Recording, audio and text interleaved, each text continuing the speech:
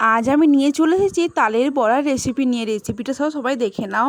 ফার্স্টে আমি তালের পাল্পটি গরম করে নিলাম কড়াইয়ে, দিয়ে আমি 1 চামচ আখের গুড় দিয়ে দিলাম পরিমাণ মতো, দিয়ে নাড়াচাড়া করলাম প্রায় আধ ঘন্টার মতন, দিয়ে একটি গামলাতে পুরো পাল্পটি ঢেলে নিলাম।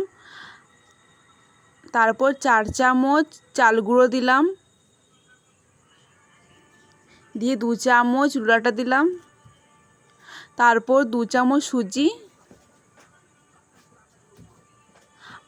আর 4 চামচ নারকেলের কুচি,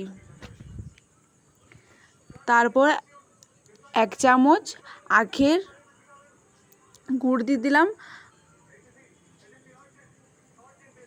এই পুরোটা ভালো করে এবারে মিশিয়ে নিতে হবে, যাতে বেশি পাতলাও না হয়ে যায়, বেশি মোটাও না হয়ে যায়। দিয়ে ভালো করে মিশিয়ে নিলাম।